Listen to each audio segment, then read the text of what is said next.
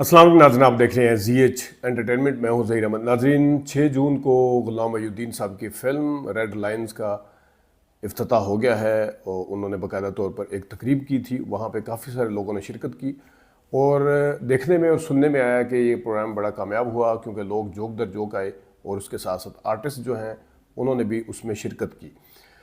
वैसे इसकी जो चीफ़ गेस्ट थी बाबरा शरीफ साहिबा थी और बड़ी खुशशाइन बात है कि अपनी सीनियर अदाकारा को इतनी इज़्ज़त भी दी गई, उनको प्रोटोकॉल भी दिया गया, इस्तकबाल हुआ, बड़ा वार्म रिसेप्शन मिला और एक ऐसी अच्छी अदाकारा से ही इफ्तिताह करवाया गया कि जिसके अंदर फिर पूरा आपको एक फ़िल्म का और आर्ट का जो है एक एंगल नज़र आता है प्योरली।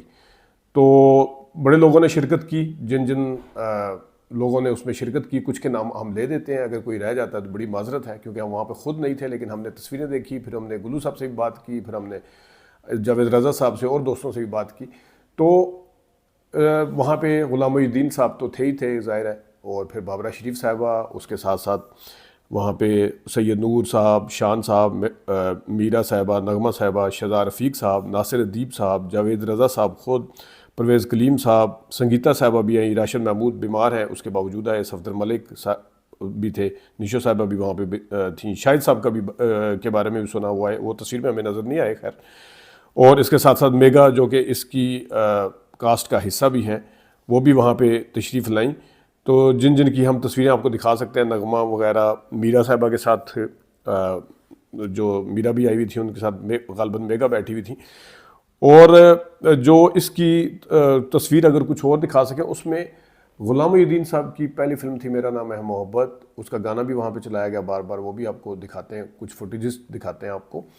इसके साथ जो चीन के अंदर चली थी मेरा नाम है मोहब्बत, उसका मुजस्मा भी था, अशफाक रानी साहब की फ़ोटो भी थी, वो भी आपको स्टेज के ऊपर कुछ तस्वीर नज़र आ रही होंगी। इसके अलावा कुछ तस्वीर आपको बैठे हुए जहाँ पे हॉल के अंदर जितने गेस्ट बैठे थे वो भी आपको नज़र आ रही होंगी कि किस किस तरतीब से बैठे थे। परवेज़ कलीम साहब भी वहाँ पे मौजूद थे।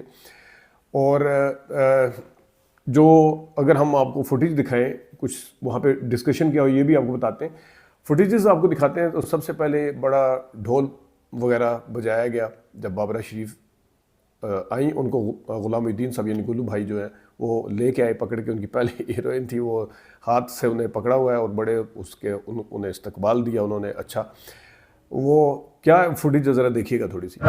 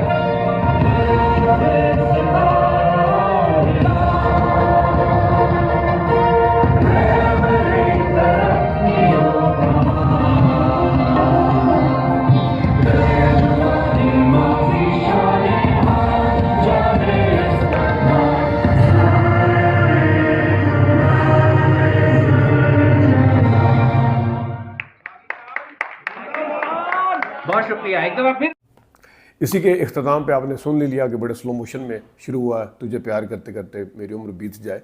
लेकिन मेरा नाम मोहब्बत का गाना था, 2-3 बार आता है उसमें।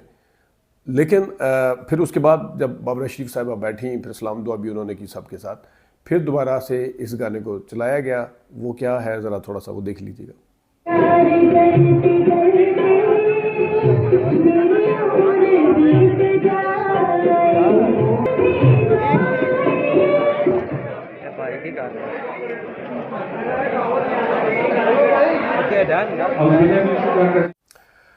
शान, सैयद नूर, परवेज़ कलीम ये बैठे हैं साथ, इनकी भी ज़रा फुटेज और सलाम दुआ भी बाबरा ने ली इनसे। शहज़ाद रफ़ीक भी नज़र आ रहे हैं बीच में, ज़रा देखिएगा।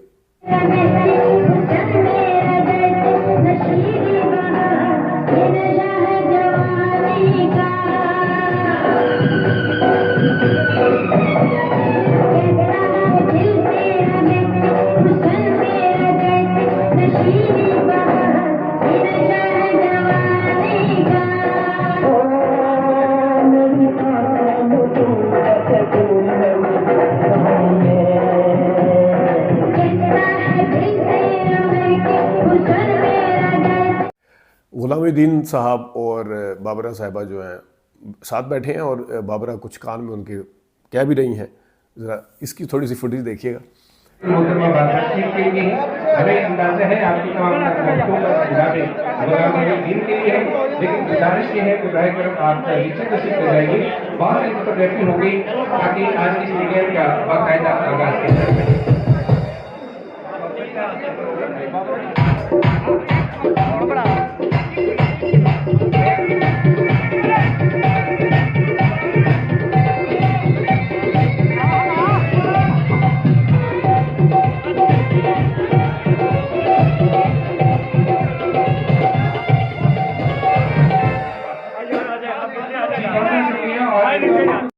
बाकायदा तौर पर कौमी तराना भी चलाया गया इसमें, और कौमी तराने की जो झलक है वो चलने की वो भी आपको दिखा देते हैं।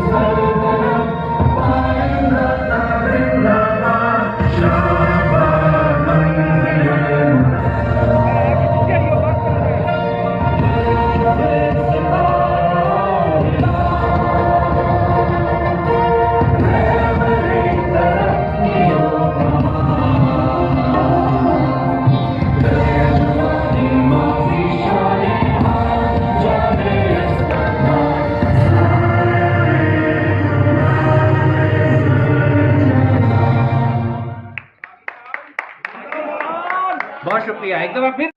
यकीनन ये पुराने लोगों के लिए तो बहुत ही बड़ी खबर कि बाबरा शरीफ साहबा वहाँ पे तशरीफ़ लाई और उस गाने ने ख़ास तौर पे माहौल बांधा, तुझे प्यार करते करते मेरी उम्र बीत जाए। तो मुझे तो बड़ा अच्छा लगा, और काश के हमारे जितने भी आर्टिस्ट हैं हमेशा एक दूसरे के जो रह गए हैं एक दूसरे को इसी तरह इज़्ज़त दें, इसी तरह बुलाएं, इसी तरह आएँ। बड़ी इन तमाम लोगों ने यकजहती का एक किस्म का इज़हार किया। शान साहब भी ज़ाहिर टाइम निकाल के आए, मीरा भी आ गई, पहुंच गई थी, संगीता साहिबा की शूटिंग थी वो भी पहुंच गई थी, मसूद भट्ट साहब शायद कहीं गए हुए हैं, वो मेरे ख्याल में इस वजह से नहीं आ सके, और वो वैसे हर तकरीब में वो भी शिरकत करते हैं। तो बहुत ही ज़बरदस्त था ये सारा, मुझे बड़ा मज़ा आया देख के, आपको भी यकीनन आ रहा होगा। और उसके साथ साथ जो गुलामुद्दीन साहब थे उन्होंने एक बाबरा शरीफ साहिबा के हवाले से बताया, कुछ अपनी फ़िल्म के बारे में भी बताया, और फिर बाबरा शरीफ साहिबा के हवाले से बताया कि मैंने जब उनसे रब्ता किया तो उन्होंने बड़े ही ज़बरदस्त और मस्बत अंदाज में उसका जवाब दिया।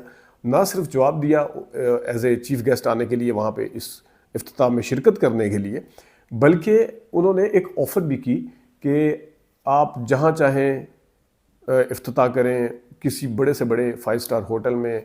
उसमें उन्होंने नाम भी लिया पीसी वगैरह का, तो उन्होंने कहा कि पैसे मैं दूंगी। तो ये बड़ी बात होती है, मतलब ये पूछना और ये कहना और बड़े दिल के साथ इस किस्म की ऑफ़र करना बड़ी बात होती है। यकीनन गुल्लू साहब ने इस ऑफ़र को तो कबूल नहीं करना था, ज़ाहिर है उनका अपना एक इवेंट था ये, और उन्होंने अपने ही इस तरीके से अपने जो उनकी सोच थी, जो उनका बजट था, जिस तरीके से ज़ाहिर है वो तो ख़ुद बजट ऑफ़र भी कर रही थी उन्हें, लेकिन बड़े ही अच्छे तरीके से सारी चीज़ें देखें। निशो साहिबा भी वहाँ पे थी, निशो साहिबा जो थी वो भी आई, हम देखें, हालांकि मेरी परसों उनसे बात भी हुई थी निशो साहिबा से, उनकी तस्वीर मुझे 1-2 शायद नज़र आई हैं, लेकिन वो भी थी, और भी कुछ ऐसे अननोन फेस भी थे जो कि मेरे ख्याल में यकीनन वो आर्ट्स से नए वाले होंगे उनमें से ज़्यादातर। तो एक हैदर सुल्तान की तरह का बंदा भी था, पता नहीं वो मोहम्मद नवाज़ साहब थे कौन थे। बहरहाल ये वहाँ पे हुआ है, और बाबरा शरीफ साहिबा ने भी बाकायदा तौर पे तकरीर की, और उन्होंने बताया कि किस तरीके से फ़िल्म को लो बजट अगर है तो किस तरीके से एस्थेटिकली उसको ठीक किया जा सकता है, उसको तरीके से अगर बनाया जाए तो उसको ठीक किया जा सकता है। और उन्होंने फिर मिसालें भी, नीली पीली दीवारें, रेड दीवारें फलानी क्यों कर देते थे, तो मैं उन्हें बताती थी कि आप इसको वाइट कलर करें बजाय इसके, तो वो कहते थे बजट नहीं है तो इस वजह से इनको मुख्तलिफ कलर दिया हुआ है। तो मैं कहती थी कि वाइट कलर करने से कितना बजट हो जाएगा। फिर उन्होंने बताया कि आज हम तो कोस्टर में अपना मेकअप वगैरह भी ठीक कर लिया करते थे, सारा कुछ। बहरहाल उनकी बातें, उनकी जो यादें थी वो भी उन्होंने शेयर की, और उसके साथ साथ सईद नूर साहब ने शायद किसी को इंटरव्यू भी दिया, और उन्होंने भी बड़ी ज़बरदस्त बात की कि रेड लाइट फिल्म, क्योंकि गुलामुद्दीन साहब की एज ए डायरेक्टर पहली फिल्म है, तो क्योंकि गुलाम मोहिउद्दीन साहब कम से कम 50-60 डायरेक्टर्स के साथ काम कर चुके हैं, उन डायरेक्टर्स के एक्सपीरियंस का भरपूर फ़ायदा यकीनन उठाएंगे गुलाम मोहिउद्दीन साहब। तो उन्होंने उनके लिए बेस्ट विशेज़ की। हमारी भी बेस्ट विशेज़ हैं। हम कास्ट के हवाले से तो पहले आपको बता भी चुके थे इसमें कौन कौन है। मुस्तफ़ा कुरैशी भी हैं इसमें, एक नई लड़की को भी रखा है, मेगा है, और गुलाम मोहिउद्दीन साहब खुद भी उसमें काम कर रहे हैं, और भी काफ़ी सारे उसमें नाम है। नासिर अदीब साहब ने ये फिल्म लिखी है रेड लाइन। तो देखते हैं कि ये फिल्म कैसी होगी, क्योंकि गुलाम मोहिउद्दीन साहब अब देखते हैं कि डायरेक्शन की फील्ड में आके वो जदीद तकाज़ों को मद्देनज़र रखेंगे, जो हम अक्सर डिबेट करते रहते हैं। फिल्म की मार्केटिंग कैसे करेंगे, फिल्म को मुकम्मल कितने अरसे में करेंगे, किस स्पीड के साथ। मेरी उनसे बात हुई थी तो उन्होंने बताया था मुहर्रम के बाद इसका बाकायदा तौर पर शूटिंग का आगाज़ कर दिया जाएगा। तो हमारी बेस्ट विशेज़ हैं रेड लाइन के हवाले से। हम वक्तन फ़क्तन गुलू भाई से इसकी अपडेट्स भी लेते रहेंगे। तो ये हमने सोचा एक इवेंट है, और जिन जिन के हमने ये फुटेजेस लगाई हैं उनका भी बहुत शुक्रिया, क्योंकि हमें भेजी गई थी फुटेजेस, कुछ जावेद रज़ा साहब ने भेजी, कुछ गुलू भाई ने भेजी। तो बहुत शुक्रिया, थैंक यू सो मच। अपना ख्याल रखिएगा। अल्लाह हाफ़िज़।